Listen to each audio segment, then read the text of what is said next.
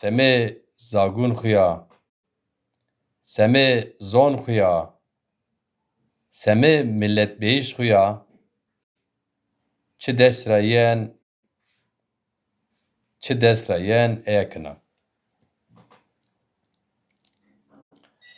Mazê awqêde. Derd ma est,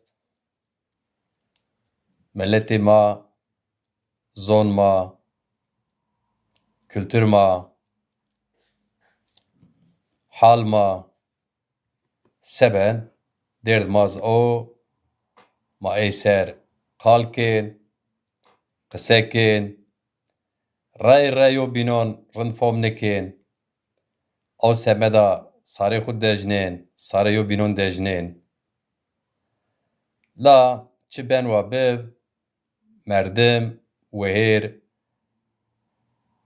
bawêr bise gereka çi bawerken semed eyazê zaf kar û gure bikir, bixêft û ew bawerî çû eyîz biyarca.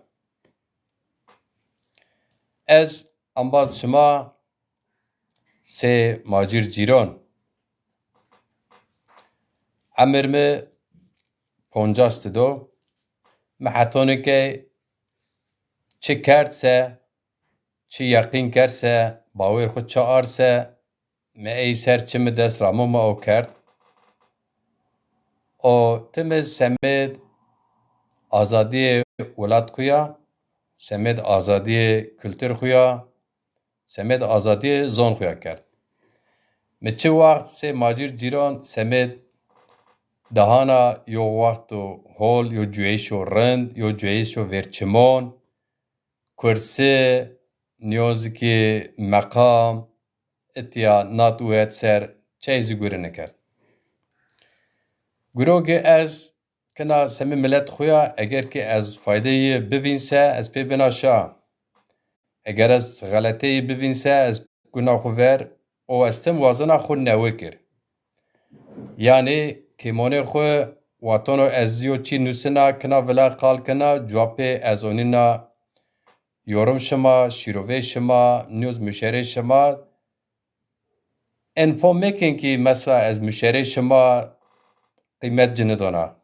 Bilaks eleştirî şima yani lêmekerdî şima û fom û fikir şima, nûştî şima qîmet dona ci barê xwe zgîna. Li semeda ez tim û tim inêra yeqîn xwe ona bawer kina kî merdim sifti gereka çi kar gûriken eyr samimî bi. Samimiyet bi. Yani eger samimiyet yo kar û gure çi nebse ew kar û gure nişen serê.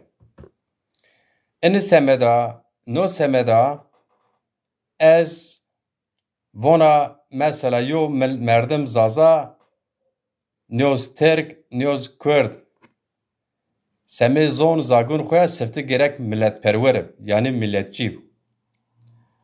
Eger merdim milletperwer niyebse neşken hak hukuk milletê xwe zê çêra biwas. Gerê me milletperwerêz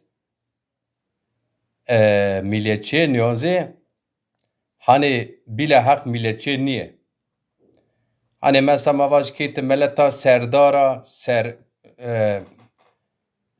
mavaş kê hükümdara hüküm tu est ey ser milleta binde ser milletperwerî bikir ina raş niye ama vaş te milleta bindesta semêd bindestê milletê xwe çi kar û xebar bikir ini piyerî zê hak û hukuk tu est ku tu bikirî. Ini semeda ez hez kina vacêr hak û hukuk milletê xwe ser gereka merdim çi dest rame ê bikir û bixêftir. Ini semeda ez hez kina rihat nivindina belkî tê înson ma zaf pê nerihat bên heta ey pê nerihat zafê yine zazayê. Enizona qey yani mesela milleton bînonit înson sê mayekê hani peri niwazên, kursi niwazên, مقام نوازن چیک نوازن و مرم ona بخفسه پیرو محلم پیرو سیاست زانه پیرو پروفسور پیرو دوچن پیرو مواج کی ملت بین انسان بین جر بین اردمجی پاشتونجه دستونجه که مونه اساس پیاکن تمام ama edomat beni ego est yo çiyok tu vazen biyar ser zon von nusen sebep ku yin nuş yin neva zuar yin raşan او semet azi te qışkek hasibnen ceytü haktü nedontu mutavazini yani bele gel servanan şima piru khairu selameta me baqiya aydin tkhira me çimon ser Rıfat Aksoy tıxera me saro çimon ser Ramazan Yıldız Hoca tıxera me saro çimon ser Abdullah Yıldız bira tıxera me saro çimon serame Abdullah Gürbüz çimon me serame Latif Miro saro çimon serame Şima saro çimon sere Sobna kom est mavajir محس کرد از حس کنه که زون دادی خو پروگرامان اونا ور بر از زونه که سروان مز زازه سروان می نی دستالتدار AKP نی دستالتدار MHP نی دستالتدار yeniden Refah Partisi نی دستالتدار İyi Partiye نیز دستالتدار HDP hani eşkira raşta vacir. Ona derma peyin hani hak yo mermo hak vasa hot don ravon çikenya hot don ramnen ya o semed servamız niz de salattar ma var eype name zazona hareket kin ideyin estakibon mahay hareket kin niz ey Eşçe çikena vinniye mera yok kısur kışkak ben estağmin kena niye çünkü ez semed menfaat xuya menfaat şahsi perest yani gurun nekna ki ez vaç falan kes ve mera yers miye biyabon kas ve mera yers niye o semeda ez çöz hakaret nekna o semeda ez raştiyek ez zon az ona zon raştiyek ona zon hasken ve pimi yerse ez onc vona Hasken ve mühimmi yerse ve zonc raştiyek vona vercaz okudya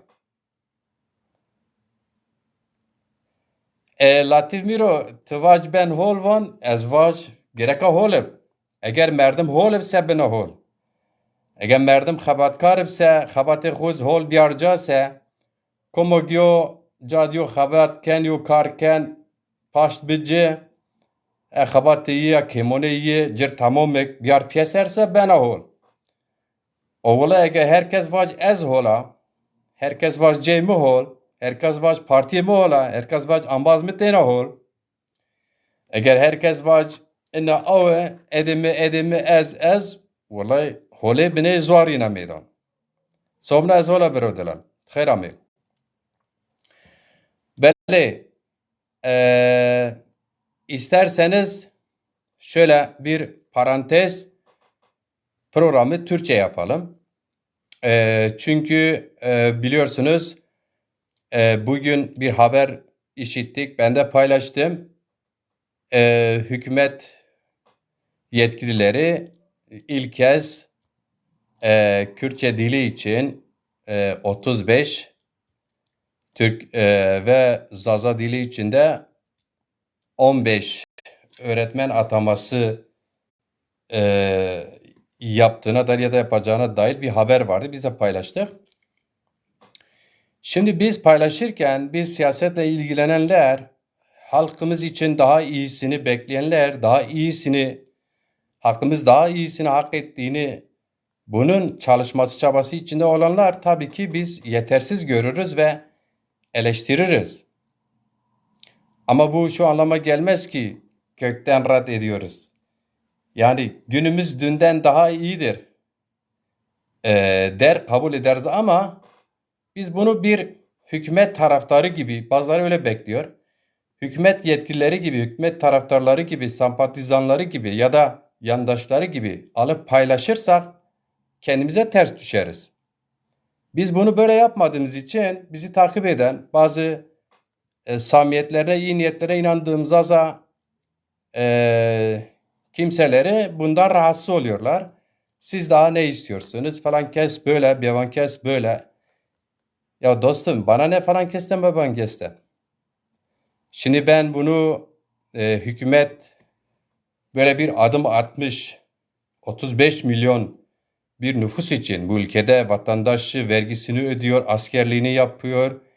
Yani bütün en zor alanlarda ülkenin geleceği refahı için çalışan bu millete her alanda 1000 yıldır birlikte paydaş olduğu bir ülkede 35-40 ya da 50 öğretmen ataması yapılmış diye biz bunu alıp başımızın tacı yapıp da kimsenin eteğini öpme mecburiyetimiz yok.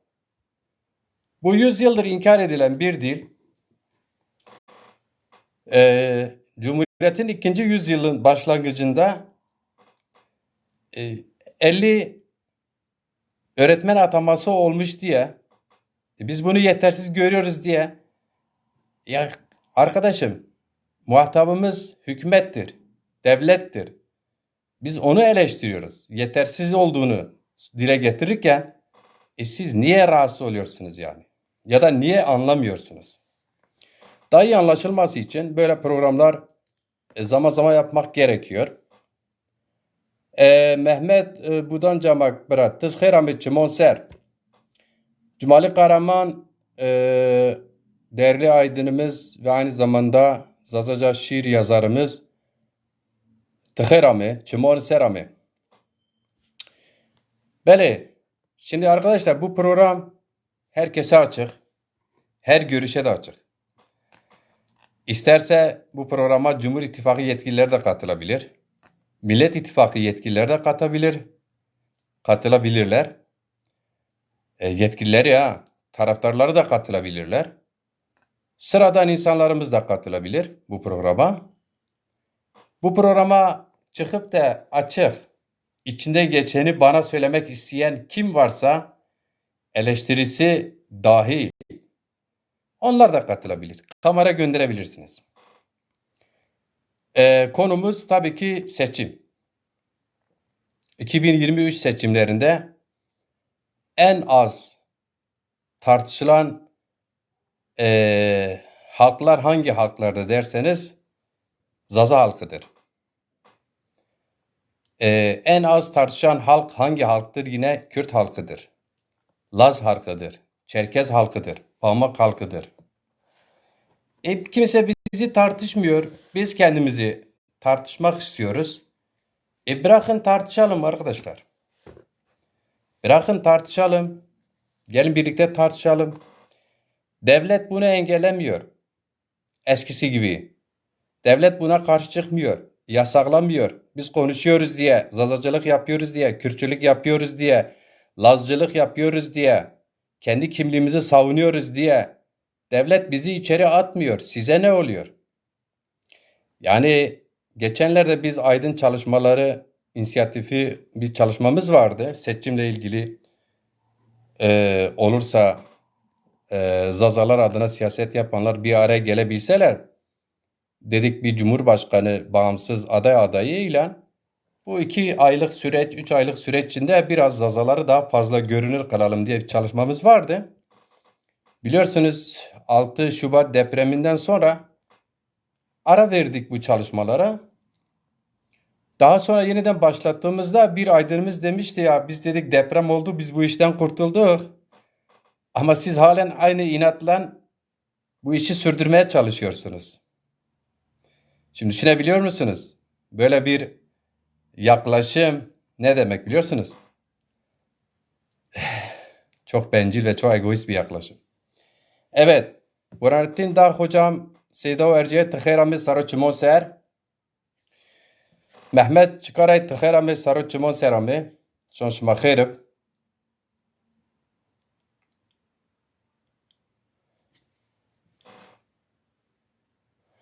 Evet Latif Miro diyor ki siz ve kurmacılar çok şey istiyorsunuz. Evet çok şey istiyoruz. Latif Miro gerçekten Çok şey istiyormuşuz demek ki. Muhammed Ersöz hocam, Bingöl'e selamlar. Hoş gelmişsiniz hocam. Ee, İsmail Baytemur, bra, hoş gelmişsin. Evet, dediğim gibi aleyküm selam Burhattin Dağ hocam. Baki Aydın diyor ki 90'lı yıllar artık geride kaldı. Evet, o yıllar geride kaldı. Evet, 90'lı yıllara kadar biz Zazaca, Kürtçe hepsi bir sayılırdı. Müzik kasetleri araçlarımıza taşıyamazdık. Taşıdığımızda cezaevini, işkenceyi, her şeyi göze almamız gerekiyordu. Ama 90'lardan sonra bu iş yavaş yavaş düzeldi. Kendiliğinden düzelmiyor. Kürtler, Kürt halkı büyük mücadeleler verdi. Demokratik güçleri mücadele ediyor. Bunu kimse inkar etmez. Zaza halkı mücadele ediyor. Diğer halklar mücadele ediyor. Türkiye halkının samimi, özgürlükçü yanları mücadele ediyorlar. Dolayısıyla belli bir noktaya getirildi. Biz işte istiyoruz ki bir adım daha ileri götürmeye bizler de mücadele ediyoruz. Ali Mahmutoğlu Bira, hoş gelmişsin. Evet değerli dostlar, isterim ki e, birlikte konuşalım. Bu konuda görüş bildirmek isteyen kamera gönderebilir. Yoksa hani kendi kendimize konuşmuş oluruz. Öyle istemiyorum. Haşa kendi kendime de konuştuğumu da söylersem belki yanlış olur. Şu an sizlere birlikte konuşuyoruz aslında. Şu an 15-16 izleyici. Burhanettin Dağ hocam geçen gün ben izledim. Hamburg camide Nevruz'u sunumunu yapıyordu. Farsça, Zazaca falan. Çok güzel. Yani hocam, Burhanettin hocam, şunu açık söyleyelim ki, kabul edelim ki bütün mücadeleler öyle, özellikle Zaza mücadelesinde, özgürlük çabalarında salon mücadelesi çok gerilerde. O açıdan sizin Hamburg'da sunum yaptığınız Nevroz ve Zazalarla ilgili o programı çok kıymetli, çok değerli buluyorum. Çünkü biz Zazalar genelde bir araya gelip salonda 3-4 saat münakaşa etmiyoruz derdimizi, sorunlarımızı tartışmıyoruz. Misal salonlarda Zazaca düğünler, müzikler, konser, tiyatro, salonlarda bayramlaşma vesaire vesaire. Yani artık modern dünya bu çağda 21. yüzyılda herkes salonlarda örgütleniyor. Düşünelim biz ilk 7 yaşa geldiğimizden itibaren ne yapıyoruz? Ya dini gerek yine dünyavi eğitimlerimizi bir salondan almaya başlarız değil mi? 20-25 çocuğun toplandığı, geçmişte 40-45 çocuğun toplandığı bir sınıfta ders yapardık, öğrenim görürdük. Bu böyle devam ediyor. Şimdi Zazalarda salon kültürü gelişmediği için mücadele de gelişmiyor. Bunu mesela Kürt hareketi salonda mücadele gelişimini epeydir sürdürüyor. Bazı verilere göre 200 küsür yıldır istenen düzeyde olmasa da böyle bir kazanımı var. Ama Zazalarda maalesef henüz yok. Yani Zazaların onlarca derneği var ama sorarsanız, takip ederseniz belki bu dernekler ayda bir üyeleriyle bir araya gelip tartışmıyordur. Yani bizde salon kültürü tartışması yoktur. Dolayısıyla olmayınca böyle sosyal medyayla sınırlı kalıyoruz. Ya da telefonlar üzerinde mücadele ediyoruz. Telefonlarla konuşarak mücadele ediyoruz. Bu da mücadeleyi bir noktadan diğer bir noktaya getiremiyor maalesef.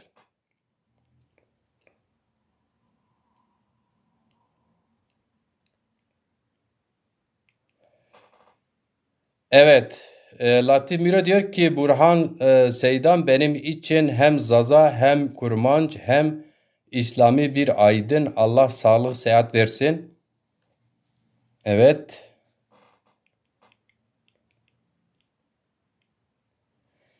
Evet efendim. Buyurunuz. Ben hani şunu diyeyim.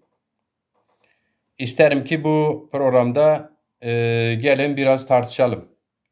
İsterseniz ben konuya gireyim. Biraz o öğretmen atamalarıyla ilgili hepinizin malumu böyle bir gelişme var. Güzel bir gelişme. Eksiktir. Eksik olduğu için de eleştiriyoruz. Daha fazla talep ediyoruz. Hatta ana dilimizin anayasal güvencesini istiyoruz. Bu da ne demek? Bütün okullarda Zaza öğretmenleri ve Zaza öğrencilerin ders görmesini istiyoruz birlikte. Çünkü biz bu ülkede hiçbir eksiğimiz yok. Bu ülkenin vatandaşlarıyız. Özgür vatandaşları olmak istiyoruz. Dilimizle, kültürümüzle, geleneklerimizle özgür vatandaşlar olmak istiyoruz. Ve bunun için de mücadele ediyoruz. Evet, kamera var mı? Kamera. İkinci başlık olarak biliyorsunuz yeni seçim sisteminde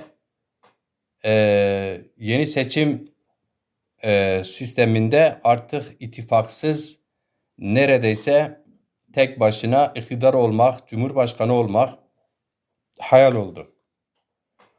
Bu iyi mi? Bence iyi değil. Çünkü Türkiye tek uluslu bir ülke değildir. Türkiye'de hem çok uluslu bir ülkedir, hem gerçekten toplum 80 küsür milyondur.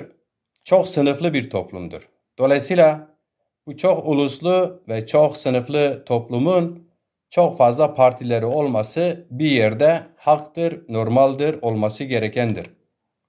Gerekli olandır. Ama Türkiye uzun bir süredir bana göre ta Sayın Erdoğan'dan önceden bu yana iki kutuplu, iki bloklu bir seçim sistemine sürekli gitmek istiyordu. O zamanlar %10 barajıyla bir blokaj kurulmuştu.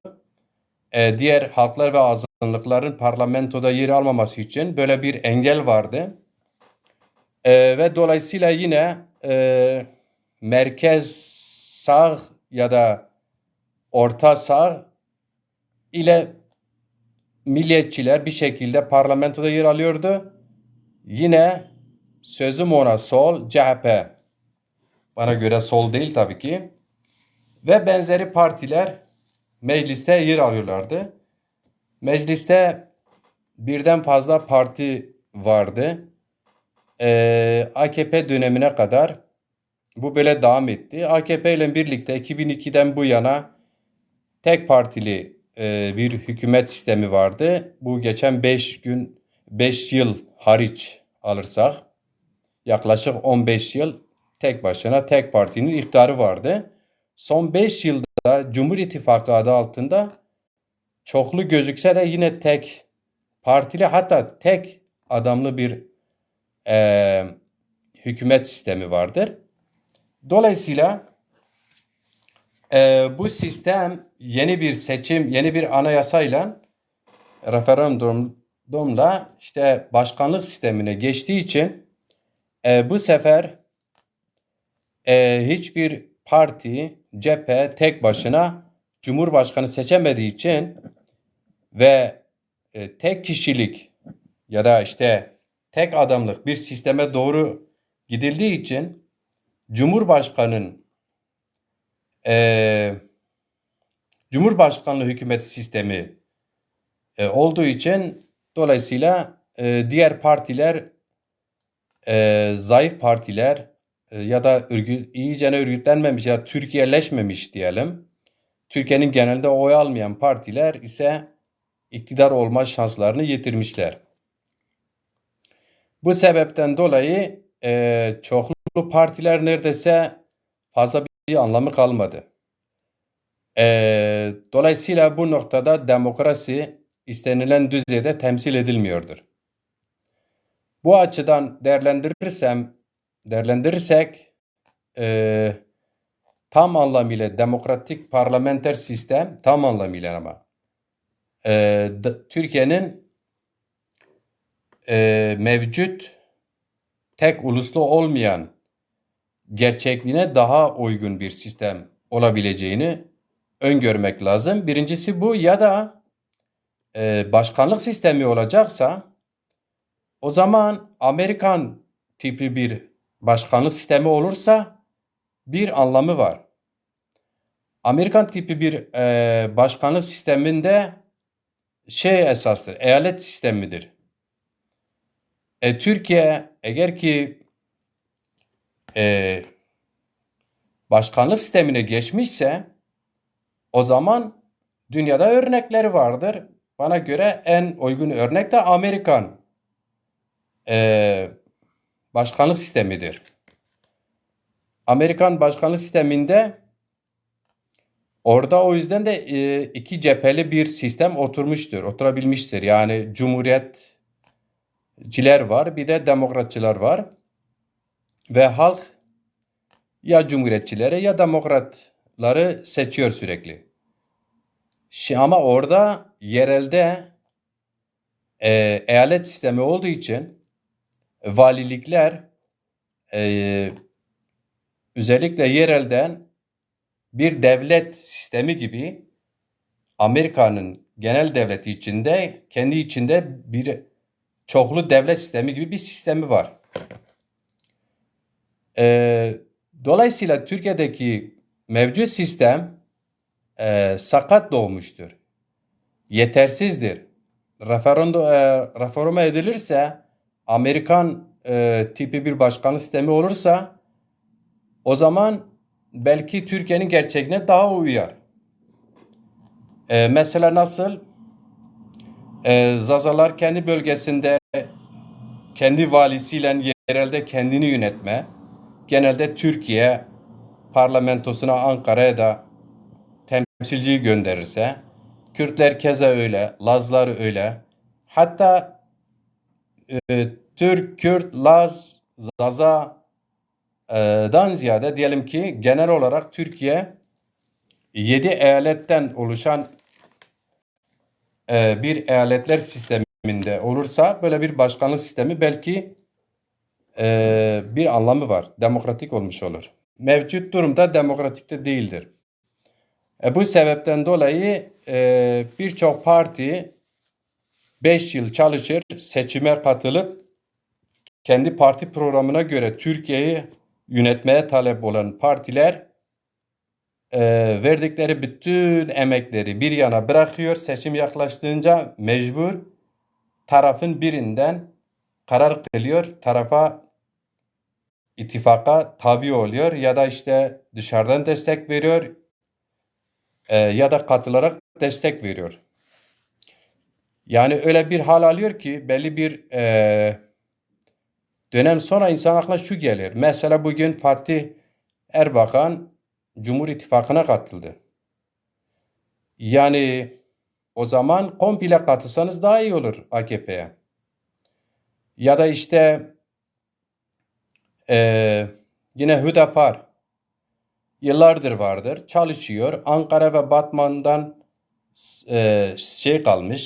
sıkışmış kalmış. Geçmiş seçimlerde en fazla oy aldığı 170 bin oy alıyor. Ama bugün mevcut sistemde Cumhurbaşkanı olabilmek için bir oy olduğu için de bu partiler sadece seçimden seçime büyük partiler için olmazsa olmaz bir ittifak yapmaları gerekiyor. 3-4 aylığına Türkiye'nin gündemine gelebiliyorlar. 3-4 aylık seçim sürecinde Türkiye'nin gündemine gelebilmek için parti kurulmaması lazım ya da kurulmaz. Dolayısıyla sistem tıkanırlıdır. Sistemin kendisi antidemokratiktir. Şimdi bu açıdan bu sistemin kendisinde sorun var bana göre. Öyle de sorundur yani sırf bana göre de desek de kendimize haksızlık yapmış oluruz. Düşünün diyelim ki Zazaların partisi güçlü örgütlendi. Türkiye'nin genelinde örgütlendi. Ki Zazaları mesela Türkiye'nin milli sınırlarıyla şuyla bunlar en az Zaza siyaseti bunu sorun yapmıyor. Türkiye'nin demokratikleşmesini istiyor. Bütün halklarla birlikte eşit haklara kavuşmasını isteyen bir yaklaşım, politik perspektifi var Zazaların. Diyelim ki Zaza Partisi Türkiye'nin genelinde örgütlendi. Birinci parti oldu. Seçimler geldi. Zaza Partisi Cumhurbaşkanı İttifakı için vazgeçilmez bir noktaya geldi. Diğer partiler acaba Zazalar adına siyaset yapan partiyle ittifak yaparlar mı gerçekten? Buna yanaşırlar mı? Zannetmiyorum. Kaos çıkar. Dolayısıyla mevcut sistem Türkiye'nin gerçeğine ters bir sistemdir.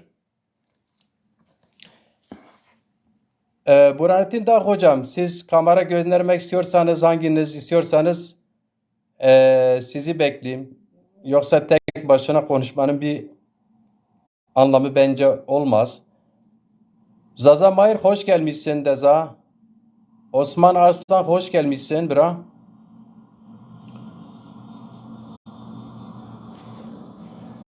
Bir de yorumlara bir taraftan bakayım. Kamera göndermenizi istiyorum.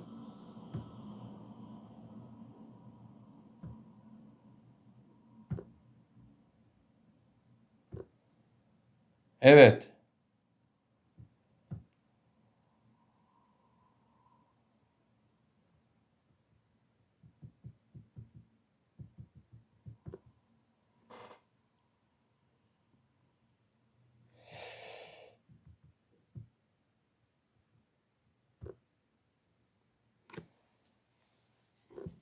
Yarın bu saatte yine programım olacak. Yarın iki Zaza değerli aydını ve şairi program konuğum olacak. Aslında şunu açık ve net söyleyeyim. Keşke bizim genel olarak dil, kültür sorunlarımız olmasaydı biz herkes kendi bilebileceği, yapabileceği işlerle meşgul olsaydı. Yani mesela bana sorarsanız ben en fazla bu tür yayınları yapmak isterken bir televizyonda yapmak isterim ve kendi ana dilimde yapmak isterim. Sadece kendi ana dilimde. Onu seven, takip edebilen kitlenin sayısı ne kadarsa o kadarına ben razı olurdum. Ve sırf onu yapmak isterdim. İnanın ki siyaset de yapmazdım. Çünkü benim siyasette bir beklentim yok. Kendim için bir beklentim yok. Halkım için beklentim var. Daha demokrasi normları içerisinde benim halkımın geleceği, ana dili, kültürü, örf ve adetlerinin yasal güvencesi için bir beklentim var. Yoksa birey olarak bir beklentim olmadığı için yapmak da istemezdim. Keşke şu an ben herhangi bir Zaza siyasetçisini dinlemiş olsaydım, yorum yapsaydım ya da beğeni atsaydım onun konuştuğu programa, daha geniş kitlelere ulaşan bir programda kendileri konuşsaydı, ben de izleyici olsaydım. Ama ben maalesef böyle bir şey görmediğim için boşluktur.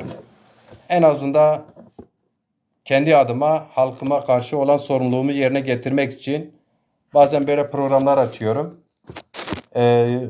Konu başlıklar üzerinde konuşuyorum.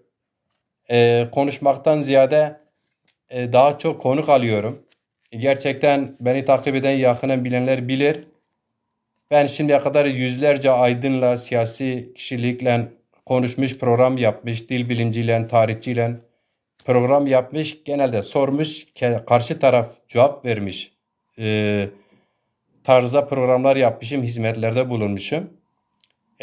Bütün buna rağmen çok konuşan biri olarak bu alanda herhangi bir başka program yapımcısı beni herhangi bir konuda konuk yapıp da görüşlerime başvurmamıştır. O yüzden bazen böyle tek kaldığım zaman, spontane program açtığı zaman da ben konuşmuş oluyorum. Bu da bir ihtiyaçtır bazen. Çünkü görüşlerimizi iyi bir şekilde yazarak dile getiremiyoruz. Belki kendi dilimizde konuşarak daha iyi dile getirebiliriz kaygısıyla bazen böyle program açıyorum. İsterim ki Türkiye'deki seçimler ister oy verelim ister oy vermeyelim, ister ittifaklarda yer alalım istersen almayalım. Eğer ki ilk turda Cumhurbaşkanı seçilirse 15 Mayıs'tan sonra gelecek yeni iktidar hepimizin şöyle ya da böyle hayatımızı, geleceğimizi ilgilendiren bir iktidar olacaktır. Dolayısıyla oy versek vermesek bu böyledir. Dolayısıyla yani biz ne kadar çok konuşursak, ne kadar çok birbirimizle ilişki içinde olursak, ne kadar birbirimizi aydınlatırsak, ne kadar birbirimize ilgilenirsek o kadar erken belki tartışabilen, politize olmuş bir toplum yaratmış oluruz. Belki gelecek seçimlerden daha iyi seçimlere gidebiliriz diye konuşmaktan geri kalmamak lazım. Birbirimizi kırmadan, hakaret etmeden tartışalım, görüşlerimizi söyleyelim. Korkmayalım. Kimden korkacağız ve niye korkacağız? Eğer ki bireysel bir kaygımız, bir çıkarımız yoksa bir şeyden, bireysel olarak, birey olarak bir yere gelmek istemiyorsak, kimden korkacağız? İşin sonunda en fazla diyelim ki ölüm ya da cezaevi. İkisi de hoş gelmiş, baş üstüne gelmiştir. Ne yapacaksın? Eğer ki inanıyorsan bir mesele, bir davaya. Bunların hepsi mümkün ama artık o geride kaldığını görüyoruz. Çünkü biz taleplerimiz apaçık ortada. Biz kültürel özellik istiyoruz. Biz kültürel hak ve hukukumuzu, anayasal güvencesini istiyoruz. Ana dilimizin anayasal güvencesini istiyoruz. Vatandaşı olduğumuz ülkede insanca yaşamak istiyoruz. Bunu isterken silaha, zora başvurmadan istiyoruz. Bunu isterken en makul taleplerle talep ediyoruz. Bunu isterken siyaseten konuşarak, taleplerimizi yazarak istiyoruz. Yani toplumu karşı karşıya getiren, cepheleştiren ya da ötekileştiren bir yaklaşımla talep etmiyoruz. Meşru haklarımızı talep ediyoruz. Hem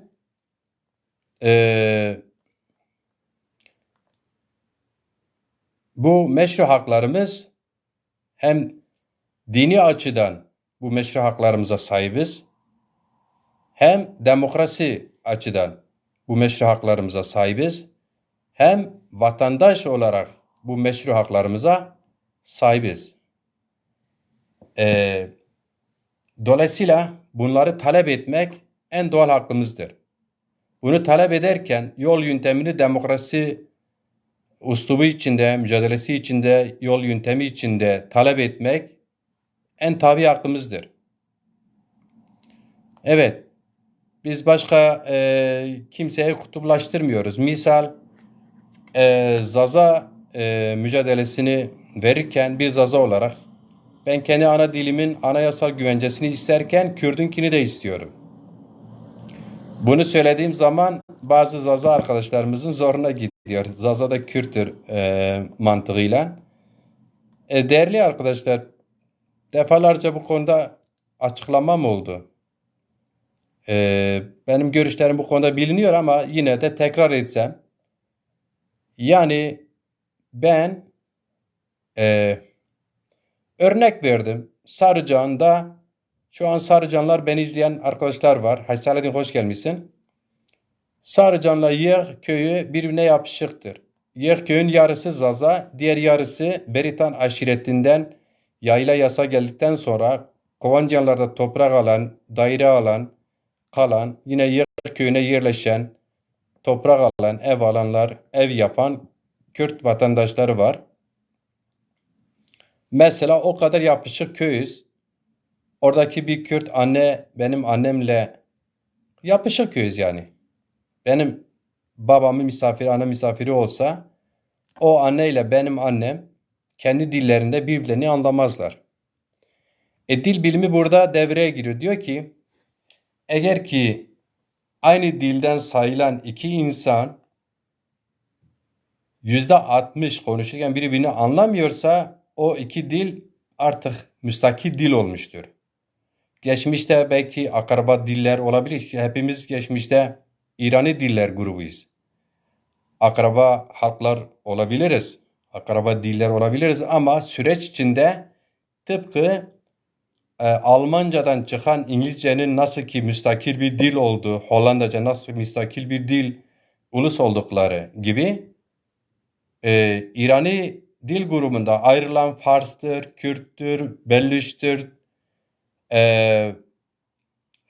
diğer halklar, Kürt, Zaza bunlar süreç içinde ayrı müstakil diller olmuşlar.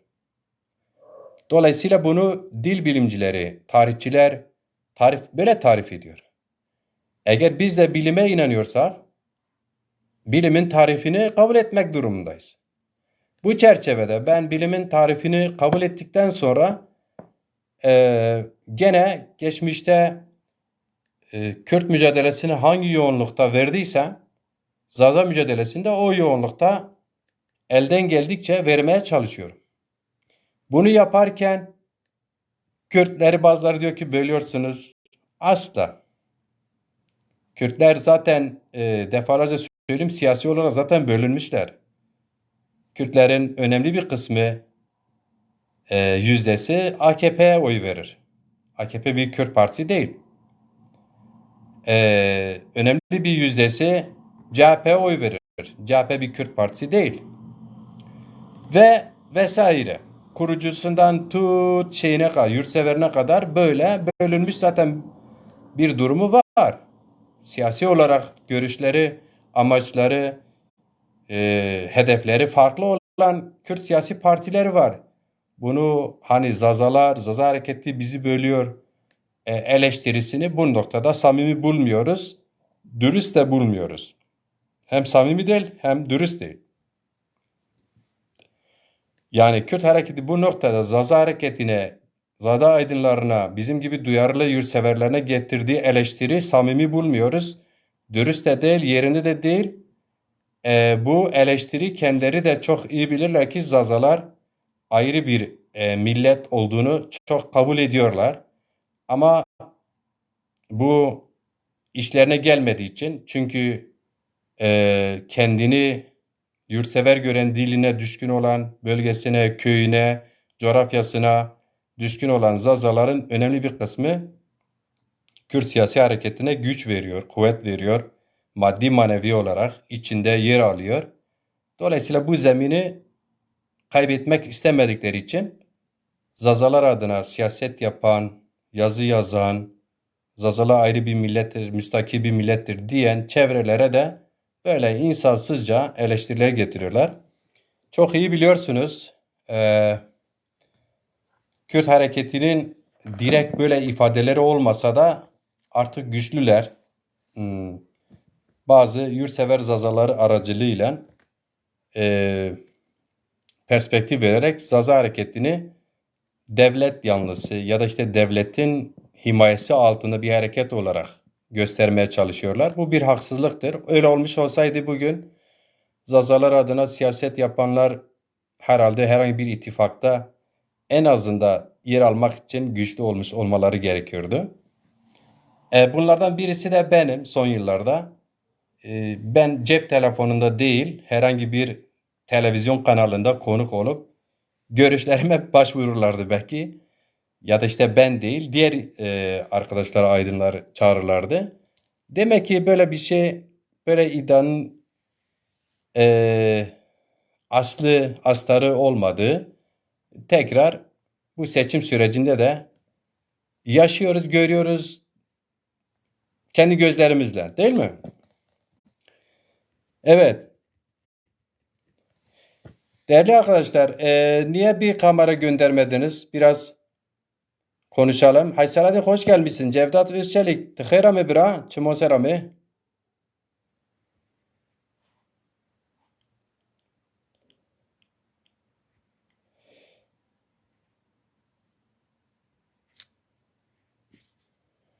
Değerli arkadaşlar, Osman Göre Tıkherami. Şimdi bir diğer önemli nokta bu seçimlerde biliyorsunuz HDP aday çıkartmadı. HDP aday çıkartmış olsa da Cumhurbaşkanı zaten seçemezdi.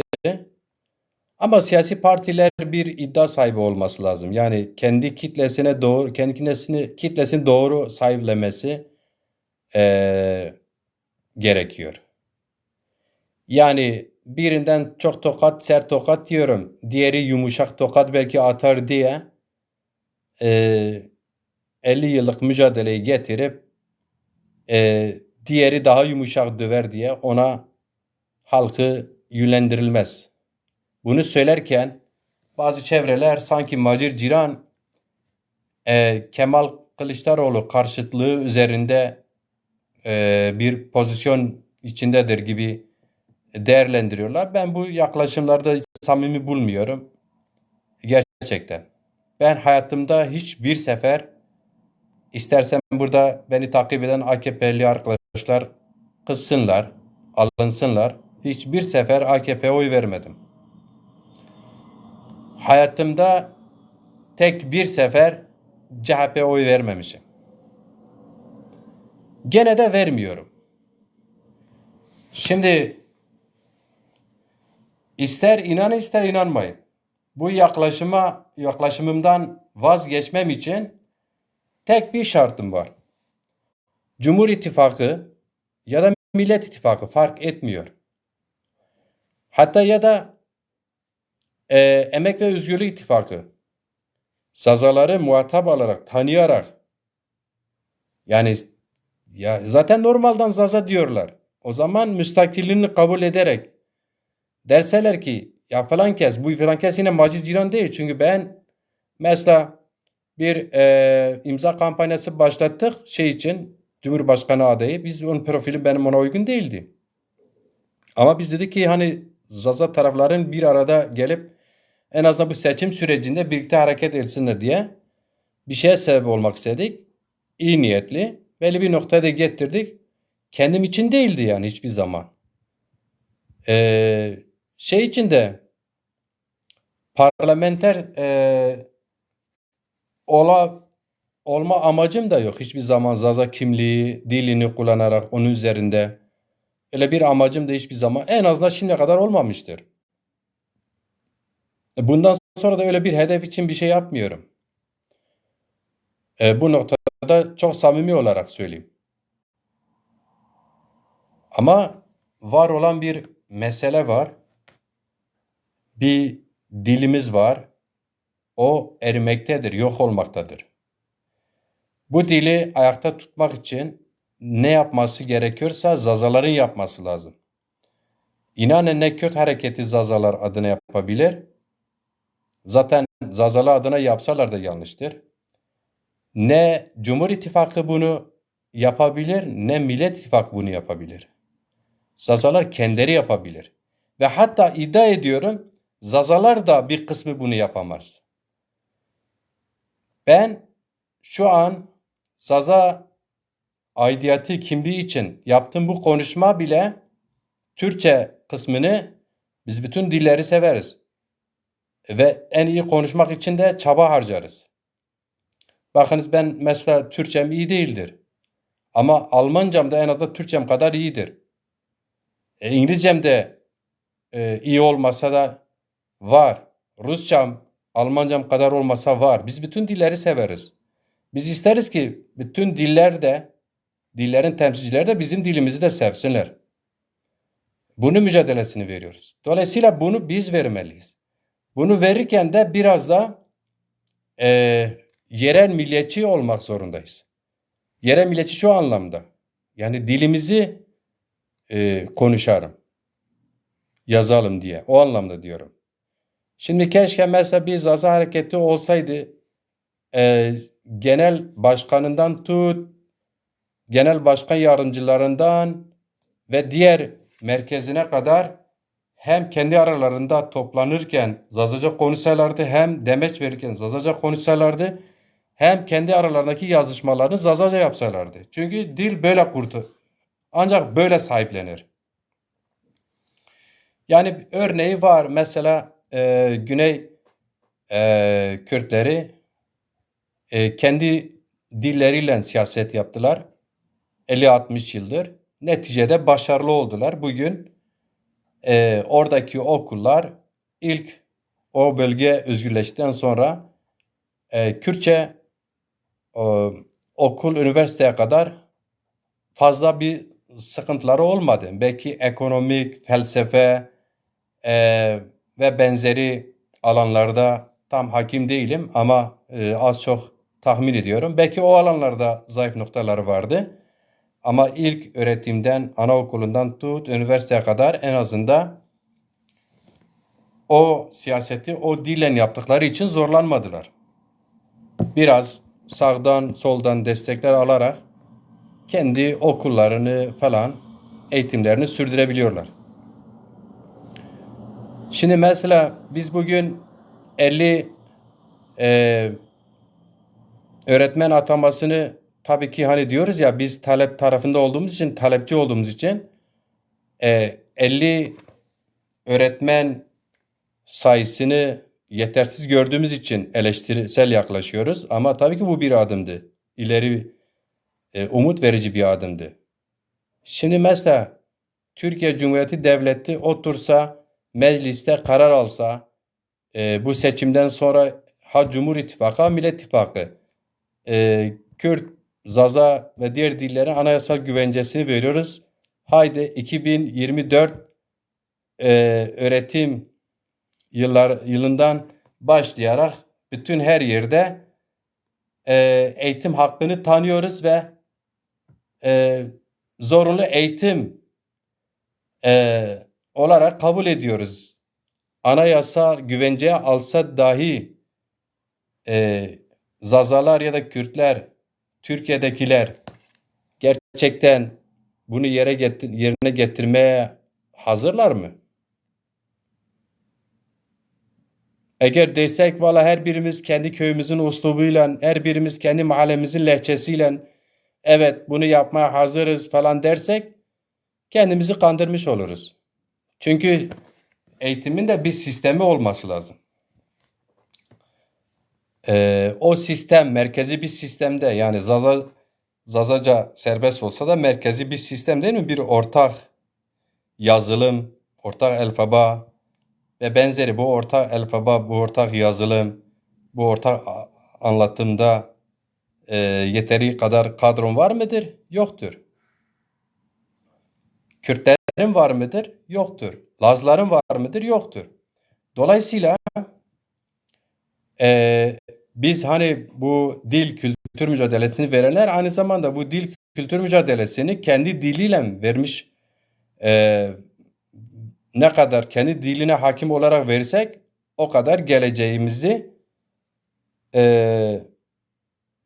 dilimizi daha geleceğe taşımış oluruz. Ama maalesef bunu yapanlar yok. Bunun yerine herkes daha iyi anlasın diye benim şu an yaptığım gibi Türkçe konuşur toplantılarda doğru dürüst dediğim gibi yani Zazalarda salon kültürü yok. Keşke olsaydı ve salon kültürü olmayan toplumlar da geleceğe kendini taşımazlar. Telefonda böyle bireysel canlı yayınlarda hatta işte varsa ufak tefek dernekleşmede bir araya gelenler Türkçe kullanıyor, Türkçe konuşuyorlar. Türkiye'deki Kürt hareketi de böyle yapıyor. Dolayısıyla kimse bu noktada samimi olmadığını söylemiyorum ama bir eksiklik bırakarak yapmaya çalışıyorlar. Hem de temel bir eksiklik. O yüzden böyle bir sıkıntılar olmasaydı mesela ben isterim ki bütün bu programlarda sırf Zazaca konuşalım. Yarınki programda iki tane değerli konuğum var. Şair Fahri Ergün'le İbrahim Doğan Hoca. Biri Vartolu, biri Siverekli. İzlemeye davet ediyorum sizleri. Baştan sonuna kadar Herhangi bir sıkıntı olmazsa Zazaca konuşmuş oluruz. Zazaca şiirler okurlar bize. Sohbetimizi Zazaca yaparız. Biri Vartolu, biri Siverekli. Ben Vartolu ile Zazaca konuşmasam, Siverek'le Zazaca konuşmasam ben nasıl onları anlarım? Hani biz aynı dil olduğumuz için %80, %90 yer birbirimizi anlıyoruz ama yine ne kadar çok konuşursak o kadar fazla birbirimizi anlamış oluruz. Dolayısıyla dernekler ve siyasi partiler hepsi konuşurlarken, çalışırlarken toplantılarında, açıklamalarında mutlaka ana dillerini öne almaları gerekir. Ben bu görüşteyim. Bir kamera gelmiş, bir bakayım. Sait Cihat hocam hoş gelmişsin.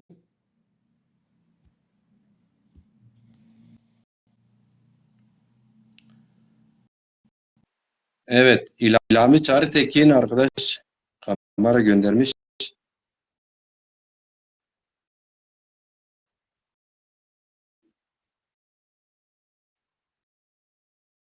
Ömer Faruk Ersöz, şair ve erciyet tıkherame, ağam Aslan parçası, Ozanı Delat tıkherame çimoser, Bingöl'ü artan bir tıkherame sarı çimoser, Mücahit Aydın tıkherame bir çimoser.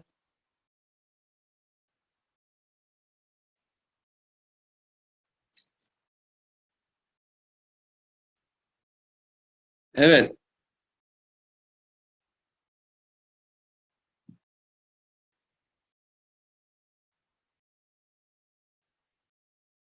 İlhami Bira, sen kamera gönderdin, ben aldım. Sizi aldım ama herhalde onaylanmadı. Geri düştü sanırım. Seçimle ilgili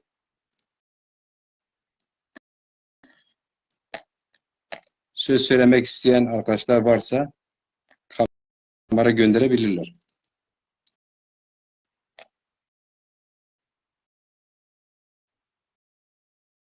Söğütüz ve şu Ağam Hasan parçası.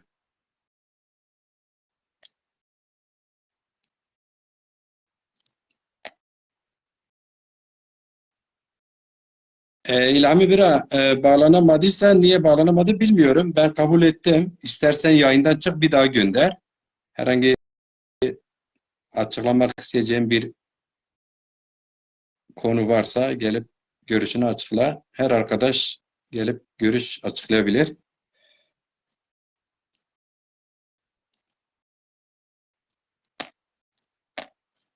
Değilse kısacası Türkiye 50 günlük bir seçim süreci içinde 50 gün sonra ilk turda seçilirse ya Cumhur İttifakı ya da Millet İttifakı e, Cumhurbaşkanı Türkiye'de 5 yıl görev yapacak yeni bir Cumhurbaşkanı ile tanışmış olur. Eğer eski Cumhurbaşkanıysa kısacası Recep Tayyip Erdoğan mevcut Cumhurbaşkanı eğer YSK Yüksek Seçim Kurulu tarafından onaylanırsa yeni başvurusu ya kendisi ya Sayın Kemal Kılıçdaroğlu Cumhurbaşkanı seçilecek.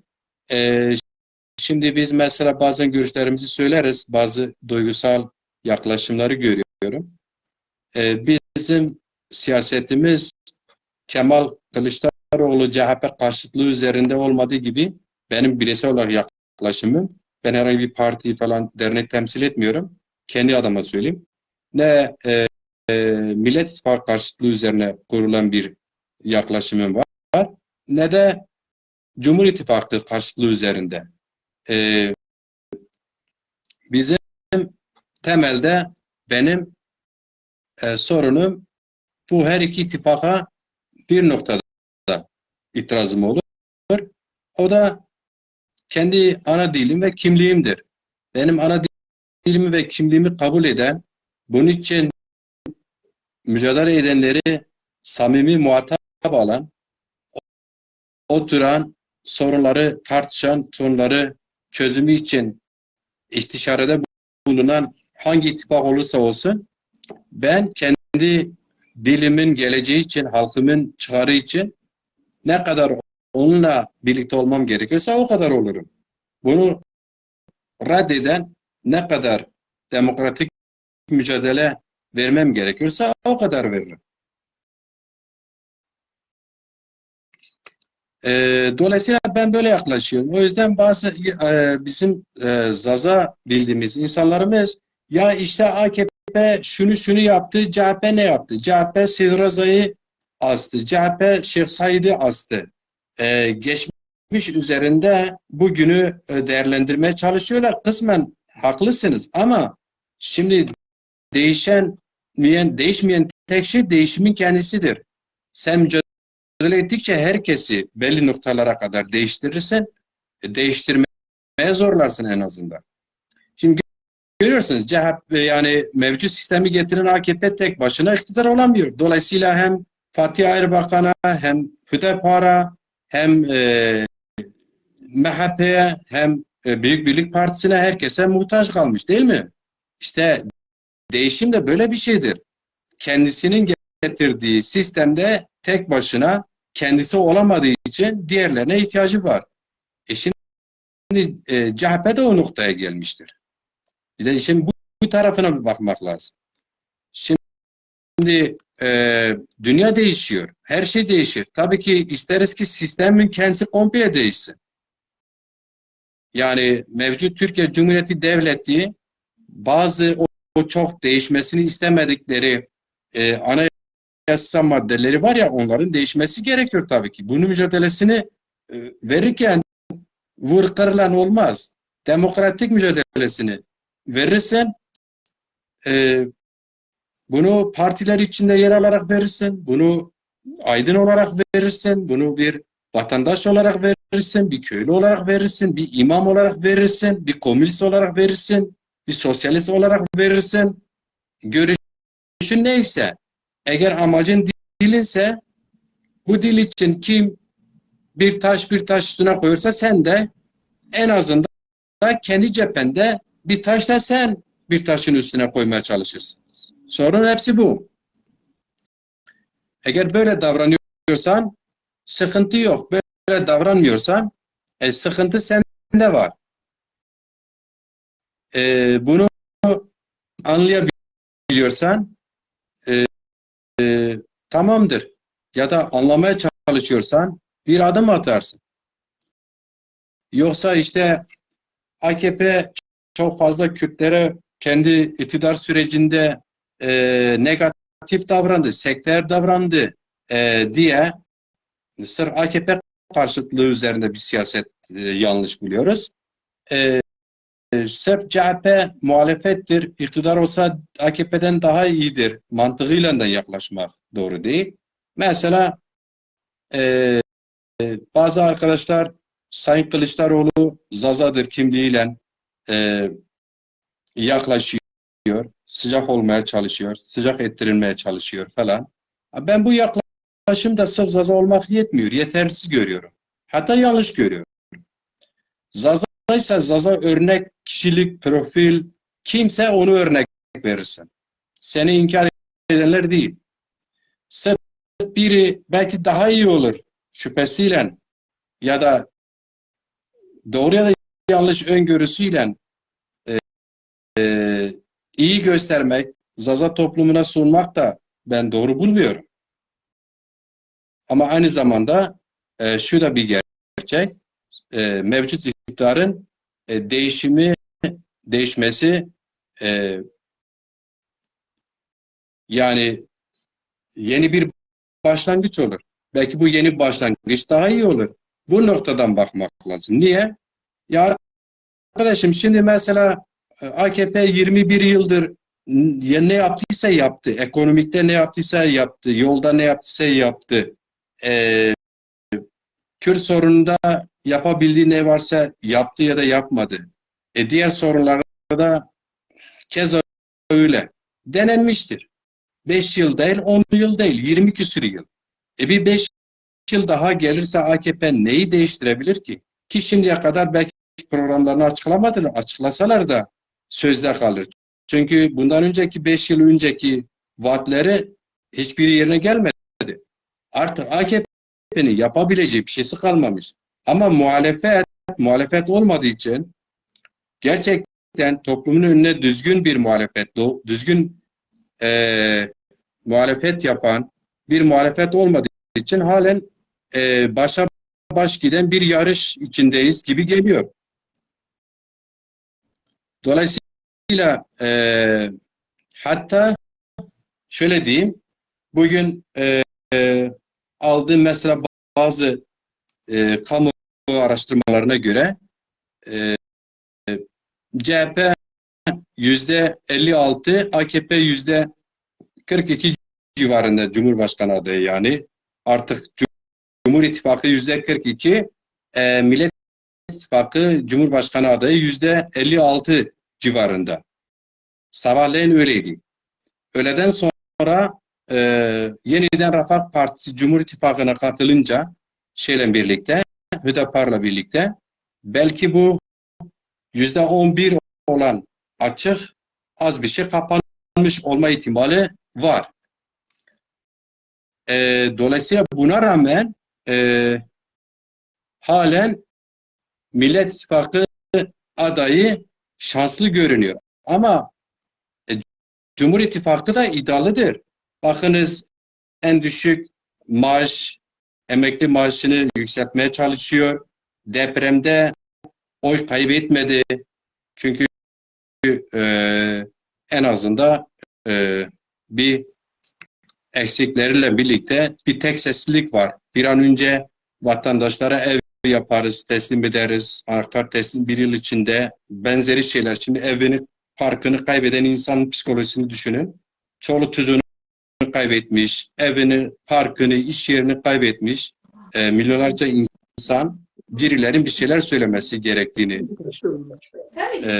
biliyor. Bunu da AKP söylediği için deprem döneminde oy kaybına uğramamıştır. Alo, merhaba.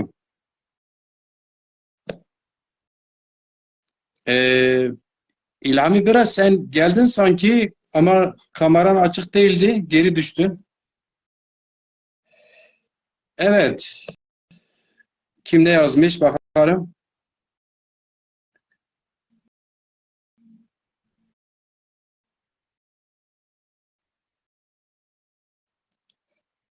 Mehmet Sarı diyor ki HDP hangi yazılı belgeyle Cumhur İttifakı'na destek vermiştir? Tabii ki bu soru muhatabı ben değilim. Hani ben de senin gibi yorum yapma hakkım var belki. Bana göre herhangi bir yazılı belge falan yok. HDP herhangi bir Cumhurbaşkanı yardımcısı ya da bir bakanlık da istemediğini kendileri açıklıyorlar zaten. HDP üst başlıkta Kürt sorunu diyor ama bu Kürt sorunu da tam olarak tarif etmiyor bana göre. Kürt sorunu nasıl çözersin? Federatif bir sistem mi istiyorsun? Özellikten bahsediyor, o da çok muğlak. Bir yerel özellik, bir genel özellik, ne bileyim böyle çok fazla böyle net olmayan bazı istekleri var. İşte Kürt sorunu meclisten demokratik yollarla çözeceğini konuşmuşlar. Aslında bu talep HDP'nin talepleri olarak da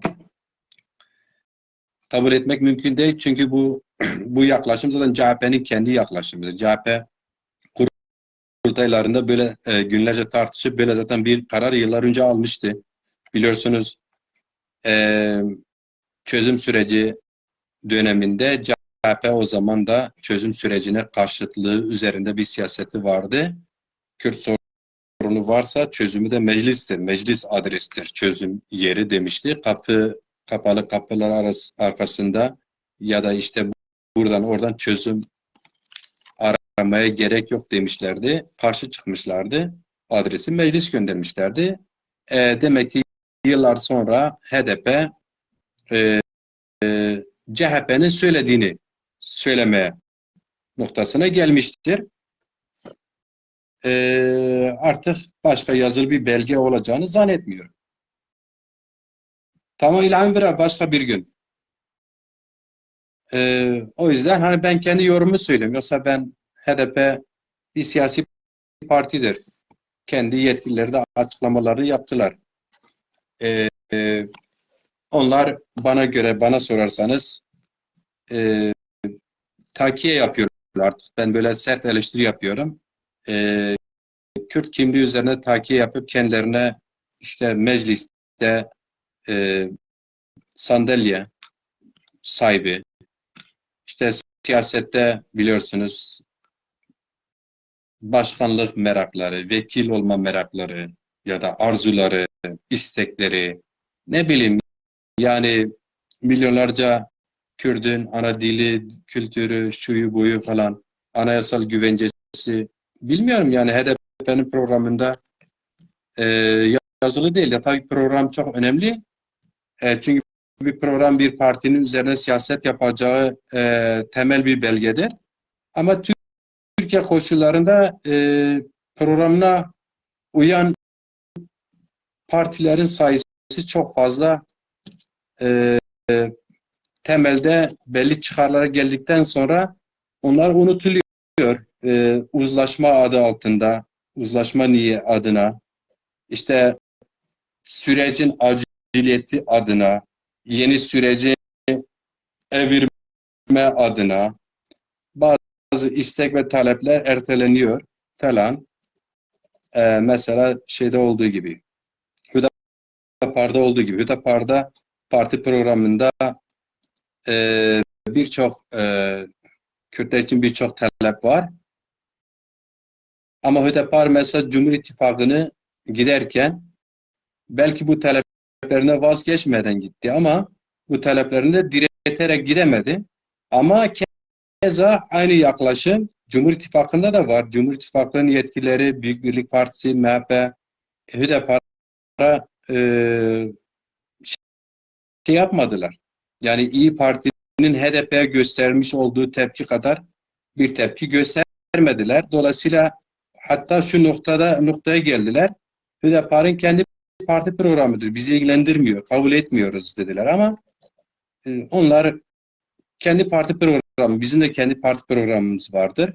Bizim için Türkiye'nin bilmem milli misaki sınırları, bayrağıdır, tek devletidir, şudur budur. Biz bunlardan taviz vermez aslında deyip şu noktaya getirmediler. Ya Hüdapar varsa biz yokuz. Sayın Recep Tayyip Erdoğan demediler aslında. Diretmediler onu. Karşılıklı bazıları bazı ilkelerine, programlarında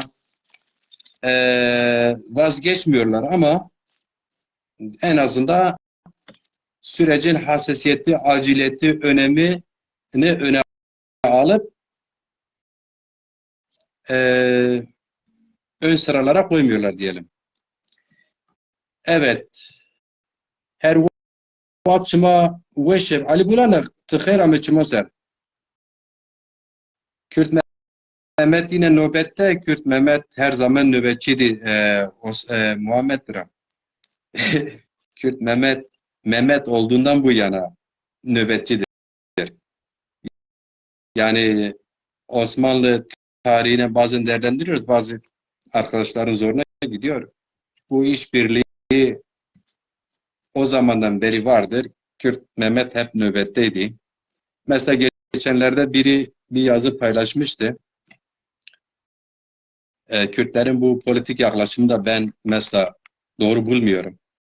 İşte Frankes Türk değil Türkçülük yapıyor. Diamankes Türk değil Türkçülük yapıyor. Denildi. Geçen böyle bir uzun bir analiz var. Ya işte hani bu bazı ırkçı yaklaşımlar işte şu bilmem kökeni şudur budur falan dedikten sonra şunu demeye getiriyorlar. Aslında bu toprakların asıl unsurları Türklerle Kürtler de demeye getiriyor. O yüzden çok fazla sayıyorlar onları. Son zamanlarda onu açıp da artık edenler ortaya çıktı böyle uzun uzun makaleleri yazarak. Yani bu ülkenin asıl unsurları işte Kürt ve Türktür. Aslında bir gerçeği ifade ediyorlar istemeden. Evet, öyledir ama son 100 yıldır Kürt de devlet yönetiminde yok sayıldı. Geçmişte de yok sayılmıştı. Osmanlı döneminde İstanbul merkezi hükümetlerde Kürtler yer almıyordu. Ancak bölgede bey, şeyh yetkileriyle beylikler verilmişti. Yerelde beylik ve aşiretler yoluyla yönetiliyorlardı. Evet, şimdi ben programı kapatıyorum. Kamera gönderen sadece İlhami Çağrıtekin olmuştu. O da başarılı olmadı. Şansıma pürün ve şevarı sabah bir amekin sabah daha şair may erciyayı mar şiron zazaki vonen ma şironin guştarekin şmaz bire mapya şironin guştare bekir zon xuser şiron binüsen klamon vacen binüsen mesela vacen semez zon xuser siyaset izbikin eğer şmar destayına sabbikin komok semez zon şma millet şma siyasetken kimoniyin vacen yostu barandra vacen hakikaten çoğu nerasını cephe hakaretes çiz nişan sere semeda eğer yu vatı zonayı esasa ey bir arca çi ey vajır rınse herçi vaht weş hatone yonaray hatone sabay